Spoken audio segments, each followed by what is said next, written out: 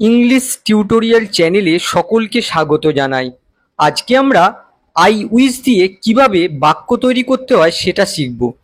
I উইশের Bangla করলে হয় ইস যদি অথবা যদি। ক্লাসটা স্পোকেন ইংলিশের দিক থেকে খুবই গুরুত্বপূর্ণ।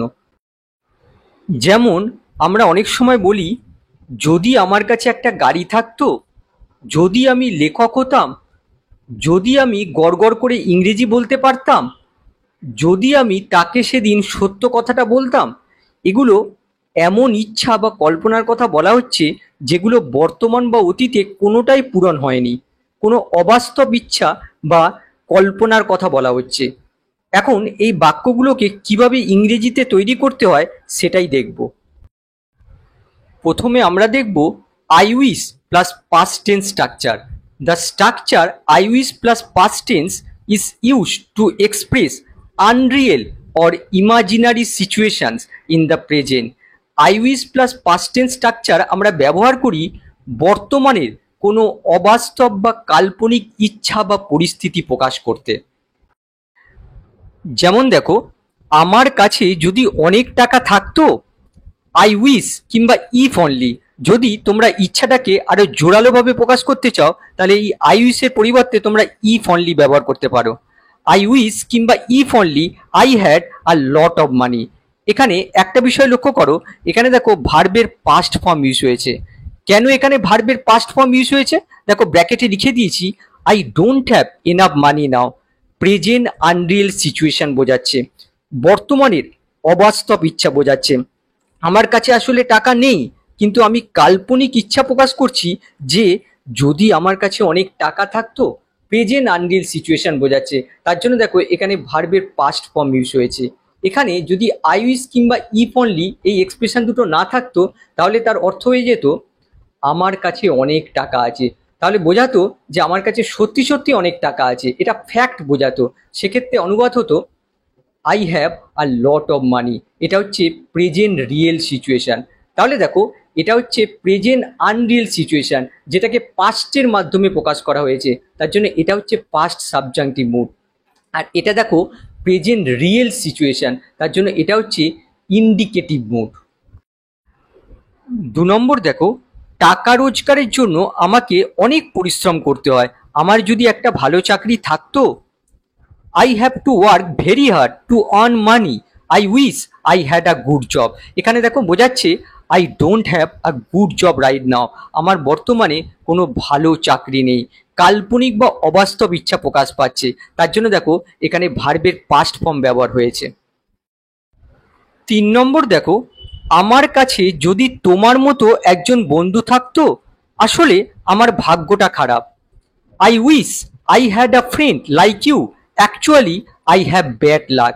এখানে দেখো আমরা এই বাক্যটা পড়ে স্পষ্ট বুঝতে পারছি যে you are not my friend, তুমি আমার বন্ধু নও, আর আমার কাছে তোমার মতো বন্ধু নেই। বর্তমানে কাল্পনিক বা অবাস্তব ইচ্ছা প্রকাশ পাচ্ছে, তার জন্য দেখো এখানে ভার্বের পাস্ট ফর্ম ইউজ হয়েছে। এবার ৪ নম্বর বাক্য দেখো, আমি যদি কোটিপতি হতাম, I wish I were a millionaire. এখানে দেখো বোঝা যাচ্ছে I am not a millionaire now. এটা দেখো বর্তমানের কাল্পনিক বা অবাস্তব ইচ্ছা প্রকাশ পাচ্ছে। আর মনে রাখবে, বর্তমানের কাল্পনিক বা অবাস্তব ইচ্ছা প্রকাশের জন্য আমরা ওয়ার ব্যবহার করি, কখনোই ওয়াজ ব্যবহার করি না। ৫ নম্বর দেখো, আমি যদি একজন শিক্ষক হতাম, I wish I were a teacher. দেখো ফ্যাক্ট হচ্ছে I am not a teacher, আমি টিচার নই। দেখো বর্তমানের কাল্পনিক বা অবাস্তব ইচ্ছা প্রকাশ পাচ্ছে, আর তার জন্যই দেখো এখানে ওয়ার ব্যবহার হয়েছে। পরেরটা দেখো, আমি যদি লম্বা হতাম, I wish I were taller but I am not taller. Fact হচ্ছে যে আমি টলার নই, কিন্তু এখানে কাল্পনিক বা অবাস্তব ইচ্ছা প্রকাশ করছি, তার জন্য দেখো এখানে ওয়ার ব্যবহার হয়েছে। ৭ নম্বর দেখো, যদি সে এখন তার বাড়িতে থাকতো, I wish he were at his house now. আসল কথা হলো he is not at his house now but I want it. সে তার বাড়িতে প্রেজেন্ট নেই, কিন্তু আমি বর্তমানে অবাস্তব ইচ্ছা প্রকাশ করছি যে যদি সে বাড়িতে থাকতো, আর তার জন্য দেখো এখানে ওয়ার ব্যবহার হয়েছে। ৮ নম্বর দেখো, আমি যদি উত্তরটা জানতাম, I wish I knew the answer. এখানে অর্থটা কি বোঝাচ্ছে? I don't know the answer but I want to. আমি উত্তরটা জানি না কিন্তু আমি চাই উত্তরটা দিতে। দেখো, বর্তমানের অবাস্তব ইচ্ছার কথা বলা হয়েছে এখানে। যদিও আই উইশের সাথে দেখো নিউ ভার্বের পাস্ট ফর্ম ইউজ হয়েছে, কিন্তু এই ভার্বের পাস্ট ফর্মের মাধ্যমে বর্তমানের অবাস্তব ইচ্ছার কথা বলা হচ্ছে। এখানে যদি তোমরা আই উইশ এই অংশটুকুকে তুলে দাও তাহলে হয়ে যেত আই নো দ্য আনসার। আমি আমি উত্তরটা জানি। দেখো, আমি সত্যই উত্তরটা জানি, তাহলে কিন্তু সেটা ফ্যাক্ট হয়ে যেত, সেটা আর আনরিয়েল সিচুয়েশন থাকতো না, রিয়েল সিচুয়েশন হয়ে যেত। 9 নম্বর দেখো, যদি এত ঘন ঘন বৃষ্টি না হতো। দেখো, negative sentence. I wish it didn't rain so often. Fact হচ্ছে ইট ইজ রেনিং ফ্রিকোয়েন্টলি, ঘন ঘন বৃষ্টি হচ্ছে। But I don't like it, কিন্তু আমার এটা পছন্দ নয় বা আমি এটা চাইছি না। দেখো, বর্তমানের কাল্পনিক বা অবাস্তব ইচ্ছা বোঝাচ্ছে, তার জন্য দেখো ভার্বের পাস্ট ফর্ম ইউজ হয়েছে। দেখো, ডিডন্ট ভার্বের পাস্ট ফর্ম ইউজ হয়েছে। পরেরটা দেখো, আমাকে যদি আজ এই কাজটা না করতে হতো। দেখো, এটাও নেগেটিভ সেন্টেন্স। কি হবে? I wish I didn't have to work today. আসল কথাটা হচ্ছে but I am obliged to do the work today. কিন্তু আমি আজকে এই কাজটা করতে বাধ্য। দেখো, এখানেও কাল্পনিক বা অবাস্তব ইচ্ছা প্রকাশ পাচ্ছে, তার জন্য দেখো এখানে ভার্বের পাস্ট ফর্ম ইউজ হয়েছে। এবার দেখব I wish plus could structure. The structure I wish plus could is used to express present or future impossibility or inability. I wish plus could structure আমরা ইউজ করি বর্তমান বা ভবিষ্যতের কোনো অসম্ভাব্যতা বা অক্ষমতা প্রকাশ করতে। মানে কোনো কাজ আমার পক্ষে করা অসম্ভব বা অক্ষম, কিন্তু আমি অবাস্তব কল্পনা করছি যে যদি সেটা করতে পারতাম। যেমন দেখো, আমি যদি আকাশে উড়তে পারতাম। I wish I could fly in the sky. এর মানেটা কি বোঝাচ্ছে? I can not fly, it is just an imaginary wish. আমি উড়তে পারি না, এটা শুধুমাত্র কাল্পনিক ইচ্ছা বোঝাচ্ছে। আবার পরেরটা দেখো, আমি যদি জিতের মতো অভিনেতা হতে পারতাম। I wish I could be an actor like Jeet, but I am not an actor like Jeet. দেখো, এটা শুধুমাত্র কাল্পনিক বা অবাস্তব ইচ্ছা বোঝাচ্ছে। আমি মোটেই জিতের মতো অভিনেতা নই, কিন্তু এখানে কাল্পনিক ইচ্ছা প্রকাশ করছি। 13 নম্বর দেখো, আমি যদি অনর্গল ইংরেজি বলতে পারতাম। I wish I could speak English fluently. এর মানেটা হচ্ছে I can't speak English fluently now. বর্তমানের অবাস্তব ইচ্ছার কথা বলা হয়েছে। এবারে এই বাক্যটা দেখো, আমি যদি পার্টিতে যেতে পারতাম। I wish I could have gone to the party. এখানে দেখো আই উইশের সাথে কুড প্লাস হ্যাভ প্লাস ভার্বের পাস্ট পার্টিসিপল ফর্ম ইউজ হয়েছে। অতীতের অপূর্ণ ইচ্ছার কথা বলা হচ্ছে। এর মানেটা বোঝাচ্ছে but I did not go, কিন্তু আমি পার্টিতে যাইনি। অতীতের অপূর্ণ ইচ্ছার কথা বলা হচ্ছে। এখানে দেখো বর্তমানের অবাস্তব ইচ্ছার কথা বলা হয়েছে, আর এটা দেখো অতীতের অবাস্তব ইচ্ছার কথা বলা হচ্ছে যেটা পূর্ণ হয়নি। এবার আমরা দেখব I wish plus would structure. The structure I wish plus would is used to express a desire for a change in someone's behaviour, a situation or something that is annoying.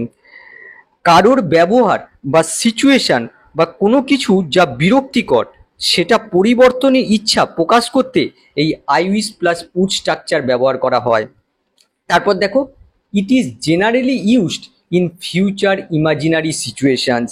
Future imaginary সিচুয়েশনের ক্ষেত্রে আমরা mostly এই structure ব্যবহার করি। যেমন দেখো, আমি চাই তুমি ধূমপান বন্ধ করো। এই বাক্যটাকে আমরা দুটো সিচুয়েশনে ব্যবহার করতে পারি। প্রথমটা হচ্ছে I wish you would stop smoking. আমরা যখন এই আই উইশের সাথে উড প্লাস ভার্বের ভি1 ফর্ম ব্যবহার করছি তখন বোঝাচ্ছে ফিউচার অ্যাকশন। এর মানেটা হচ্ছে I want you to stop smoking. এখানে কি বোঝাচ্ছে? কারোর অভ্যাস হচ্ছে ধূমপান করা, আমি চাইছি তার এই অভ্যাস থেকে দূরে থাকা উচিত, তাই তাকে ভবিষ্যতে এই বদভ্যাসটা বন্ধ করতে বলছি। আবার দেখো, এটাও বলতে পারি I wish you stop smoking. আমরা যখন এই আই উইশের সাথে ভার্বের পাস্ট ফর্ম ব্যবহার করছি অর্থাৎ ভি2 ফর্ম ব্যবহার করছি তখন প্রেজেন্ট হ্যাবিট বোঝাচ্ছে। এর মানেটা হচ্ছে I wish you did not smoke now. এখানে কি বোঝাচ্ছে? কেউ হয়তো এখন ধূমপান করছে, তাতে বিরক্তি লাগছে, আমি তাকে ধূমপান স্টপ করতে বলছি। এটা প্রেজেন্ট সিচুয়েশন বোঝাচ্ছে। আশা করি তোমরা বুঝতে পেরেছো এই দুটোর মধ্যে পার্থক্য কি। তারপর দেখো, আমি চাই তুমি চুপচাপ থাকো। I wish you would be quiet. এর মানেটা কি? Your noise bothers me and I want you to be quiet. তোমার চিৎকার চেঁচামেচি আমাকে বিরক্ত করে এবং আমি চাই তুমি চুপচাপ থাকো। এটা কিন্তু প্রেজেন্টের কথা বলছে না, এটা ফিউচারের কথা বলা হচ্ছে। 16 নম্বর দেখো, আমি চাইছি সে এখানে থাকুক। I wish he were here. আমরা যখন এই আই উইশ এর সাথে ভার্বের পাস্ট ফর্ম অর্থাৎ ওয়ার ব্যবহার করছি, তখন এর অর্থটা দাঁড়াচ্ছে হি ইজ নট হিয়ার নাও।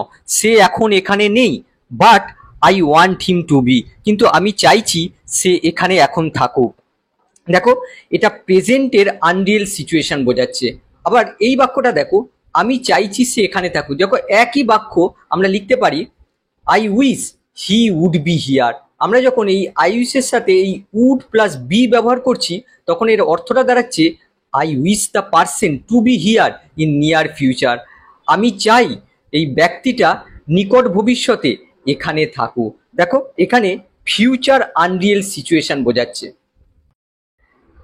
এবার আমরা দেখব I wish plus past perfect structure.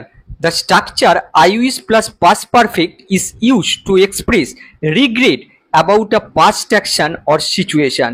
I wish plus past perfect অতীতের কোনো কাজের বা পরিস্থিতির অনুশোচনা প্রকাশ করতে ব্যবহার করা হয়।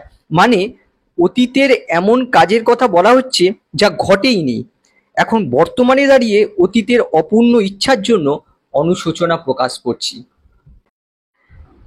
এক্সাম্পল দেখো, আমি যদি প্রজেক্টটা শেষ করার জন্য আরো সময় পেতাম। I wish I had more time to finish the project. এখানে দেখো, আই উইশের সাথে হ্যাড প্লাস ভার্বের past participle form past perfect use হয়েছে। অতীতের অপূর্ণ ইচ্ছার কথা বলা হচ্ছে। এখানে দেখো লিখেছি but I didn't have enough time. কিন্তু আমার কাছে যথেষ্ট সময় ছিল না এই প্রজেক্টটা শেষ করার জন্য। দেখো, অতীতের অপূর্ণ ইচ্ছার কথা বলা হচ্ছে।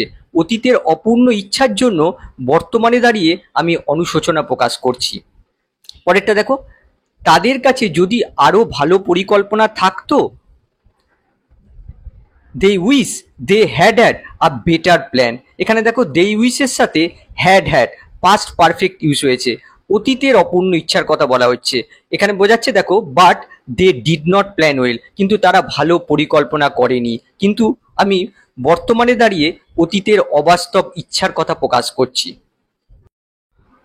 19 নম্বর দেখো, আমি যদি সেখানে তোমার সাথে থাকতাম।